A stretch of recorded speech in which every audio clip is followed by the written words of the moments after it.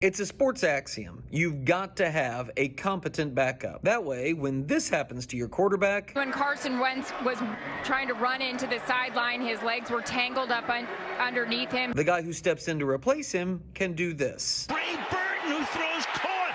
Foles, touchdown. Analogizing that to politics, it's supposed to work the same way. So that when your starting president does this... Last night I was on television. I was on the telephone. The person you have waiting in the wings exudes competence. No. Yeah, see, that's the thing. If you were blissfully under the impression that that's what we had going here in the United States with Vice President Harris, it's only because you haven't been paying any attention. Despite being in charge of the situation at the U.S.-Mexico border, a border which has now devolved into a humanitarian crisis of epic proportions on her watch, Harris couldn't be bothered by those events recently. Instead, she was busy having a staged youth event at the Naval Observatory. I just love the idea of exploring the unknown.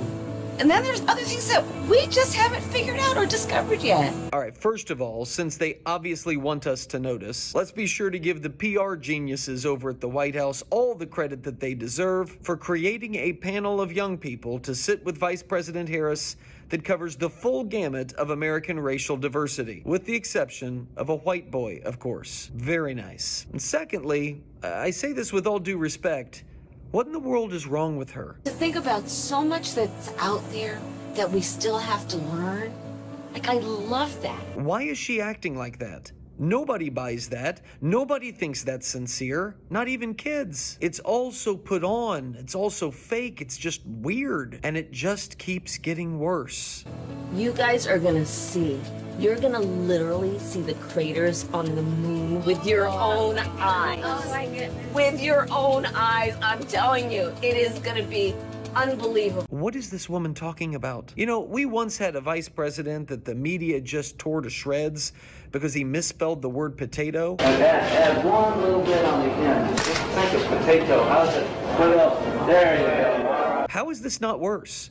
Man, you can walk out any night and look up into the sky and see craters on the moon. We've all seen them. Look, I guarantee there are more Americans that have seen craters on the moon with the naked eye than there are Americans that can spell potato correctly. So why are we treating her with kid gloves? I mean, no, to be fair, at least she's not sniffing the kid's hair. Leaned forward and whispered some encouragement, telling her that... But it is definitely cringeworthy, more than just a little bit creepy, and I'm far from the only one that noticed it. Joanne Mason did. She observed that the whole scene came across as a trailer from a movie where the fun and engaging teacher is secretly a serial killer who collects the heads of the children she takes to space camp.